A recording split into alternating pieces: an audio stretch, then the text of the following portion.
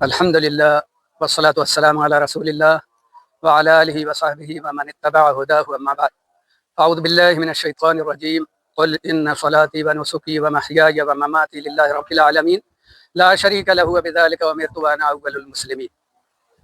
اے نبی صلی اللہ علیہ وسلم، آپ لوگوں سے کہہ دیجئے بے شک میری نماز اور میری قربانی، میری زندگی، میری موت سب اللہ رب العالمین کے لیے ہے، اس کا کوئی شریک نہیں ہے، اور اسی کا مجھے حکم دیا گیا ہے، اور میں پہلا مسلمان ہوں۔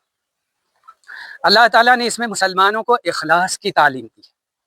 ہم نماز بھی اللہ کے لیے پڑھتے ہیں، قربانی بھی اللہ کے لیے کرتے ہیں، ہم اللہ کے لیے جیتے ہیں اور اللہ کے لیے مر جاتے ہیں، سب کچھ ہمارا عمل اللہ کے لیے ہے، اور اگر اللہ کے لیے عمل نہ ہو تو آپ لاکھوں میں قربانیاں خریدیں، اللہ کی بارگاہ میں مقبول نہیں ہوگی۔ کبھی کبھی ایک درہم اور ایک ریال 1,00,000 درہم سے بڑھ جاتا ہے، اس لیے کہ وہ ایک ریال جو خرچ کیا گیا ہے اللہ کے لیے تھا، اور جو 1,00,000 خرچ کیا گیا تھا وہ دنیا کو بتانے کے لیے تھا کہ یہ بڑا سخی ہے اور بہت خرچ کرنے والا ہے۔ تو سارا معاملہ اسی دل کے اخلاص کا ہے، اور خالص اللہ رب العالمین کے لیے اعمال کو درست کرنے کا ہے۔ اسی لیے ہم لوگوں کو یہ تعلیم ملی ہے کہ دیکھو، اللہ تعالیٰ نے کہا ہے لن ینال اللہ لحومها ولا دماؤها ولکن ینالہ التقوی منکم۔ اللہ کے پاس قربانی کا گوشت اور خون نہیں پہنچتا، تمہارے دلوں کا تقوی پہنچتا ہے۔ تم کس لیے یہ قربانی پیش کر رہے؟ یہ معلوم ہے مسلمانوں کو کہ یہ قربانی ابراہیم علیہ السلام کی یادگار ہے۔ ابراہیم علیہ السلام نے خواب میں دیکھا تھا، سورہ صافات میں 8-9 آیتیں ایک ساتھ اللہ تعالیٰ نے ذکر کی ہیں ابراہیم علیہ السلام کے خواب دیکھنے اور اسے بتانے کی، کہ انہوں نے خواب میں دیکھا کہ اپنے بیٹے کو ذبح کر رہے، تو کہا اپنے بیٹے سے کہ میں خواب دیکھ رہا ہوں کہ میں تمہیں ذبح کر رہا ہوں، تمہاری کیا رائے ہے؟ انہوں نے کہا ہے والد، آپ کو جو حکم ملا ہے آپ اسے کر گزریں، انشاءاللہ آپ مجھے صبر کرنے والوں میں سے پائیں گے۔ قرآن میں لکھا فلما اسلم وتلہ للجبین ونادیناہ ان یا ابراہیم قد صدقت الرؤیا انا کذلک نجزی المحسنین۔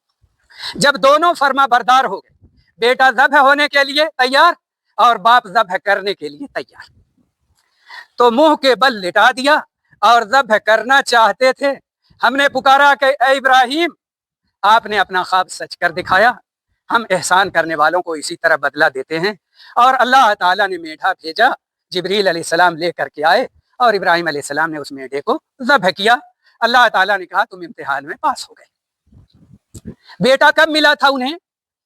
جب وہ 80 سال کے ہو گئے تھے، تب آئے تھے قوم لوط کو تباہ کرنے کے لیے، یہی اردن میں ابراہیم علیہ السلام کے گھر میں آئے تھے، بیٹھے تھے یہ فرشتے، اور پھر ابراہیم علیہ السلام نے پورا بچڑا بھون کر ان کے سامنے پیش کر دیا، اور ان کے ہاتھ کھانے کے لیے نہیں بڑھ رہے تھے۔ ابراہیم علیہ السلام کو ڈر محسوس ہوا، کہا ڈرو نہیں، ہم قوم لوط کو تباہ کرنے کے لیے آئے ہیں صبح کے وقت میں۔ اسی دن اسی رات فرشتوں نے بشارت دی تھی ابراہیم علیہ السلام کو بیٹے کی، تو ان کی بیوی پردے کے پیچھے سے چھپی سن رہی تھی بات۔ انہوں نے کہا کہ میں تو بوڑھی ہو گئی اور بانجھ ہوں، اور مجھ کو کہاں سے بچہ ہوگا؟ کہا اللہ کا یہی حکم ہے، وہ بڑھاپے میں دینا چاہے تو کسی کو اعتراض ہے؟ اللہ تعالیٰ نے اولاد دی، اور قرآن میں لکھا فلما بلغ معہ السعی، بیٹا دوڑنے اور کام کرنے کے لائق ہو گیا۔ اسی لیے صحیح تفسیر اس کی یہ ہے کہ علماء کہتے ہیں وہ 13 سال کا ہو گیا تھا۔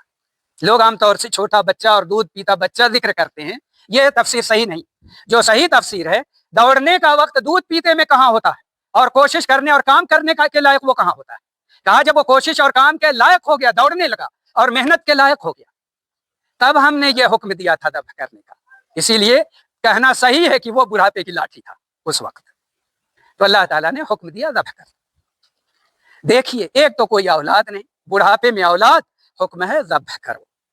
تیار ہو گئے، بیٹے کی رضامندی بھی لے لی، بیٹا بھی تیار ہو گیا، اور پھر ذبح کرنا چاہے، چھری وغیرہ سب تیار، اور منہ کے بل لٹا بھی دیا، ذبح کرنا چاہتے ہیں کہ اللہ نے روک دیا اور میڈھا بھیجا اس کو ذبح کیا۔ اس کے بعد یہ قربانی جاری رہ گئی، اور آج تک جاری ہے، اور قیامت تک انشاءاللہ جاری رہے گی۔ کیا وجہ ہے؟ کیوں اللہ تعالیٰ نے اس قربانی کو جاری کر دیا؟ اس لیے کہ یہ دو نمونے ہیں جو اللہ تعالیٰ نے مسلمانوں کے سامنے پیش کیے۔ ابراہیم علیہ السلام اللہ کے حکم پر عمل کرنے کا بہترین نمونہ ہے کہ کوئی انسان اگر اس سے کہا جائے تم پوری دولت دے دو یا چاہو تو اپنے بیٹے کو ہمیں دے دو، ہم اس کو قتل کر دیں، تو کہے گا کہ میرا بیٹا چھوڑ دو، میری ساری دولت لے لو۔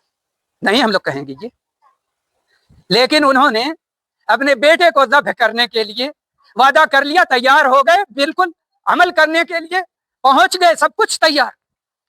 یہ نمونہ ہے ابراہیم علیہ السلام کا، یہ بتانے کے لیے کہ مسلمانوں تم اللہ کے لیے سب کچھ چھوڑ دو، مگر کبھی اللہ اور اس کے دین کو مت چھوڑنا، اور کبھی اس کے حکم کو نہ ٹالنا۔ اس میں اللہ کی فرما برداری کا بہترین نمونہ ہے۔ اور بیٹا ذبح ہونے کے لیے تیار ہو گیا، بتانا مقصود ہے کہ اولاد کے اوپر ماں باپ کا اللہ کے بعد سب سے زیادہ حق ہے۔ تو ایسا نہ ہونے پائے کہ شادی ہو گئی تو اب سسرال کا حق سب سے زیادہ ہو گیا اور ماں باپ بھول جائے، ایسا نہ ہونے پائے۔ کچھ بھی ہو جائے، ماں باپ کا جو حق ہے وہ دوسرے لوگ نہیں لے سکتے۔ اللہ تعالیٰ نے یہ قربانی جاری کر کے مسلمانوں کے دلوں میں یہی جذبہ پیدا کرنا ہے کہ تم لوگ ہمیشہ اللہ کے فرما بردار رہنا اور اپنے والدین کے فرما بردار رہنا، جب تک وہ شرک و کفر کا حکم نہ دے۔ شرک کرنے کے لیے کہیں، کفر کرنے کے لیے کہیں، تب ان کی بات مت ماننا۔